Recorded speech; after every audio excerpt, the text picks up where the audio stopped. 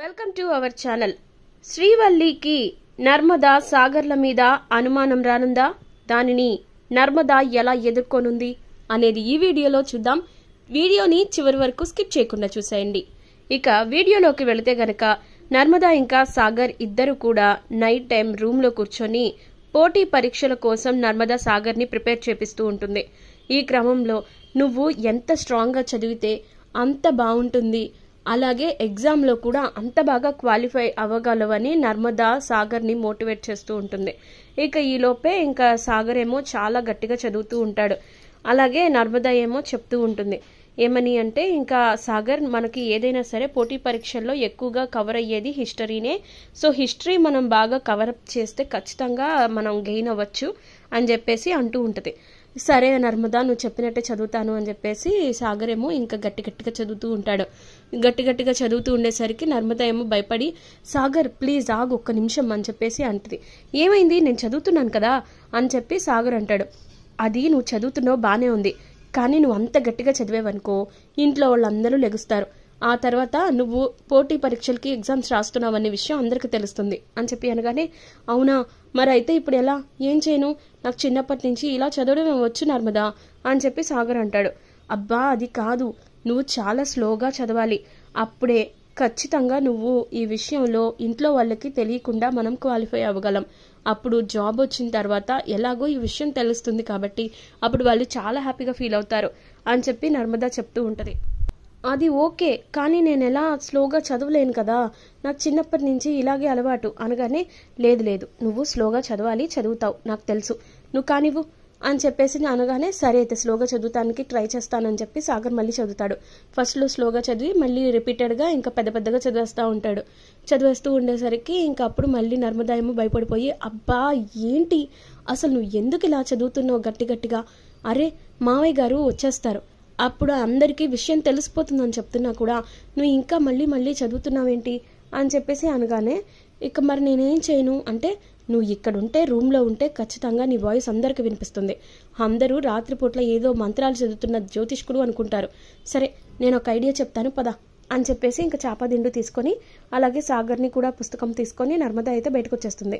ఇక బయట గార్డెన్లోకి వచ్చి కూర్చుని, ఇంకా ఇప్పుడు చదువు, ఇక ఎవ్వరికి కూడా డిస్టర్బెన్స్ రాదు, ఇక్కడ నువ్వు ఎంత గట్టిగా చదువుకున్నా ఎవ్వరికీ వినపడదు అనగానే, ఇంకా సాగర్ అయితే నీకు కూడా వినపడదా అని చెప్పి అనగానే, చాలే ఇక చదువు అని చెప్పేసి అంటాడు. అనగానే సరే అని చెప్పి చదువుతూ ఉంటాడు. చదువుతూ ఉండగానే ఇంకా నర్మదా వెళ్ళి దిండు వేసుకొని చాపేసుకొని దిండేసుకొని పడుకుంటుంది. పడుకునేసరికి నర్మదా నడుము చూసి ఇక సాగర్ అయితే టెంప్ట్ అవుతూ ఉంటాడు. ఇక చదవడం మానేసి మళ్ళీ నర్మదా వంక చూసి ఇక అలా టెంప్ట్ అయిపోతూ ఉంటాడు. ఇక అది గమనించిన నర్మదా ఏమో, ఏం చేస్తున్నావు సాగర్, ఇక్కడికి తీసుకొచ్చిన తర్వాత కూడా నువ్వు ఇలాగే చేస్తుంటే నేను నిన్నేమనాలి చెప్పు, అసలు నువ్వు ఎందుకు ఇలా చేస్తున్నావు అని చెప్పి కొంచెం నిదానంగా తిడుతూ ఉంటుంది. లేదు నర్మదా, నాకు నిన్ను అడుము బాగా టెంప్ట్ చేస్తుందా, నేను అస్సలు ఇది అవ్వలేకపోతున్నాను, నా కాన్సన్ట్రేషన్ అంతా బుక్ మీద కాకుండా ఇదిగో ఇక్కడుంది అని చెప్పి అనగానే, మరి ఇప్పుడు ఏం చేద్దాం అని చెప్పి అడుగుతాడు సాగర్ అయితే.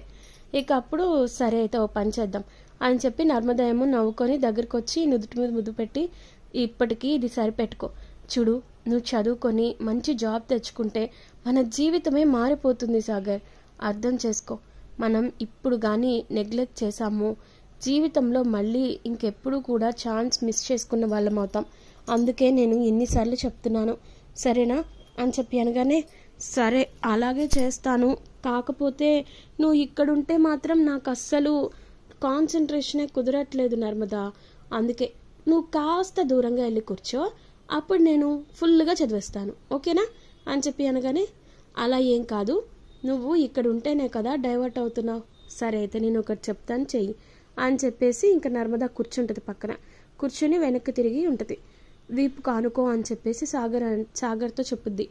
ఆహా భలే ఉంది నర్మదా, మెత్తని దిండులాగా, నిజంగా ఈ చల్లని వేళల్లో ఇలా నువ్వు నేను ఇలా ఆనుకుంటూ హాయిగా ఉంటే ఎంత బాగుందో అని చెప్పి అంటూ ఉంటే, బాగుంటుంది, ఎందుకు బాగోదు, ఖచ్చితంగా బాగుంటుంది, నువ్వు ఇక చదవడం స్టార్ట్ చేయి, లేకపోతే అట్ల కాడ మీద వాత పెడతా అని చెప్పి అనగానే, ఇంకా సరే చదువుతానని చెప్పేసి చదువుతూ ఉంటాడు.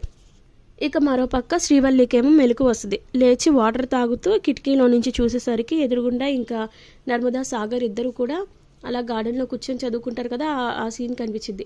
కనిపించగానే ఒక్కసారిగా ఇంకా షాక్ అయిపోద్ది. వామ్మో దెయ్యం దెయ్యం అని చెప్పేసి అనుకుంటూ ఉంటే కళ్ళు కొంచెం నలుపుకొని చూసేసరికి వీళ్ళు దెయ్యం జంట కాదు, లేచిపోయిన నర్మదా ఇంకా సాగర్ల జంట. అమ్మో వీళ్ళు ఇంత అర్ధరాత్రి ఇక్కడ కూర్చొని ఏం చేస్తున్నారు? ఖచ్చితంగా ఏదో ఉంది. ఇందాక సాయంత్రమేమో నర్మదా ఏదో కనిపించకుండా కొంగులో దాచుకుని వెళ్ళింది. ఇప్పుడేమో సాగర్ బావు గారు ఏదో చదువుతున్నారు.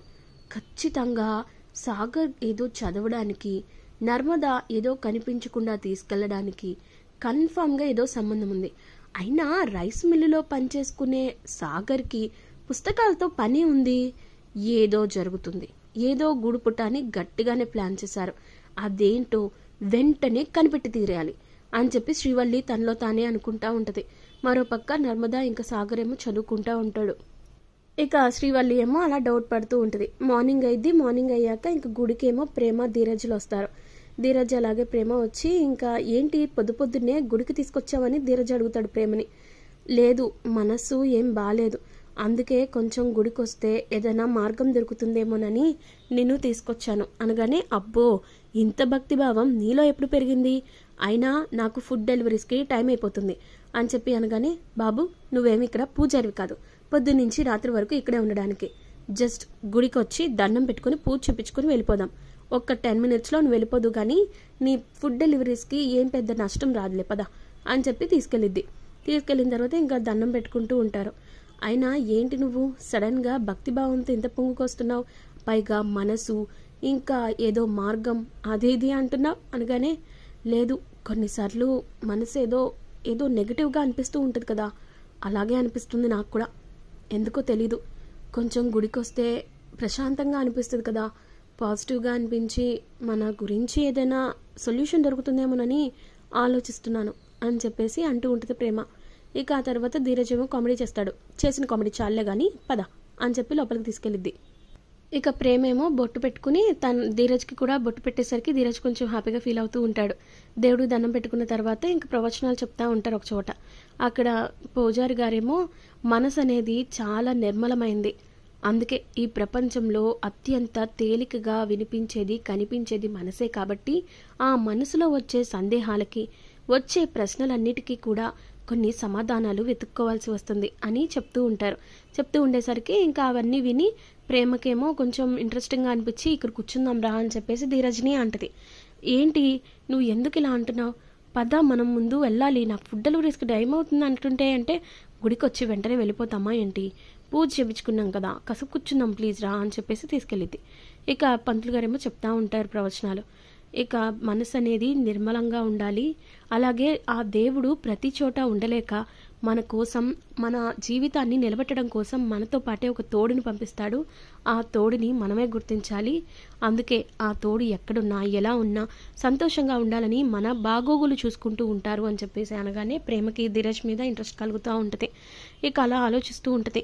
అవును, నేను ధీరజ్ని గుర్తించట్లేదేమో అనిపిస్తుంది అని చెప్పేసి మనసులో అనుకుంటూ ఉంటుంది. మరోపక్క ధీరజ్ ఏమో ప్రేమ టైం అవుతుంది రా అని చెప్పి అనగానే ఒక 5 minutes అన్న తర్వాత ఇంకా ప్రేమ చాలా ఇంప్రెస్ అవుతూ ఉంటుంది ధీరజ్ మీద. ఇక అప్పుడు ఇక మావయ్య గారు అన్న మాటలు అన్నీ తలుచుకుంటుంది. నా కోసం నా బాగు కోసం నిలబడిన ధీరజ్ కోసం నేను ఏదో ఒకటి చేయాలి, అందుకే ఏం చేసైనా సరే ఈ విషయంలో నేను అందరినీ ఎదిరించైనా సరే జాబ్ చేయాలి అని చెప్పేసి డిసైడ్ అయిపోతుంది.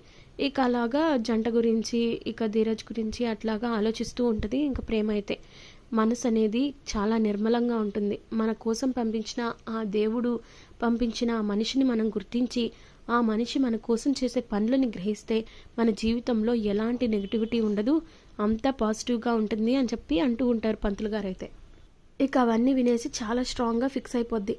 ఎవ్వరు ఏం చేసినా ఎన్ని రకాలుగా నన్ను బాధ పెట్టినా కూడా నేను ధీరజ్ కోసం నిలబడతాను, ఖచ్చితంగా ధీరజ్ కోసం జాబ్ చేసి తనకి హెల్ప్గా ఉండాలి అని చెప్పి ప్రేమ అయితే డిసైడ్ అయిపోతుంది. ఇక ఈ విధంగా మనసులో అనుకుంటా ఉంటుంది. ఇక మరోపక్క ధీరజ్ని చూస్తూ చాలా ఇంట్రెస్టింగ్గా చూస్తూ ఉంటుంది. ఇక నెక్స్ట్ ఎపిసోడ్లోనేమో శ్రీవల్లి వాళ్ళ నాన్న ఇడ్లీలు అమ్ముకుంటూ ఉంటే ఇంకా అప్పుడే నర్మద అలాగే ప్రేమ ఇద్దరు కూడా అటుగా వెళ్తూ చూస్తూ ఉంటారు. చూసి ఇంకా నర్మద చెప్పిద్ది, ప్రేమ నేను ఆ రోజు చెప్పాను కదా శ్రీవల్లి వాళ్ళ నాన్న అదిగో ఇడ్లీలు అమ్ముకుంటాడంటే ఎవ్వరూ చెప్పలేదు, ఇప్పుడు చూడు నువ్వే కళ్ళారా చూడు అనగానే అమ్మో అక్క ఎంత మోసం జరిగింది, అసలు ఆయన పెద్ద బిజినెస్ మ్యాన్ అని కోట్లు సంపాదిస్తారని ఎంత బిల్డప్ ఇచ్చింది, ఆఖరికి ఇడ్లీలు అమ్ముకుంటున్నారా చెప్తాను అని చెప్పేసి ఇంక ఇద్దరు మాట్లాడుకుంటారు. సరే నువ్వు రా నేను చెప్తాను అని చెప్పి నర్మద అక్కడికి తీసుకెళ్ళి బాబాయ్ 2 ప్లేట్లు ఇడ్లీ ఇవ్వు అని చెప్పి అనగానే ఇచ్చేస్తానమ్మా అని చెప్పేసి ఇంకా ప్లేట్లో ఇడ్లీ వేసి తిరిగి చూసేసరికి నర్మదా వాళ్ళని చూసేసరికి వల్లి వాళ్ళ నాన్న షాక్ అయిపోతారు. ఇక ఈ వీడియో కనుక మీకు నచ్చినట్లయితే లైక్ చేయండి, షేర్ చేయండి, మీ ఫ్రెండ్స్ అండ్ ఫ్యామిలీస్కి షేర్ చేయండి, అలాగే మా ఛానల్ను సబ్స్క్రైబ్ చేయండి.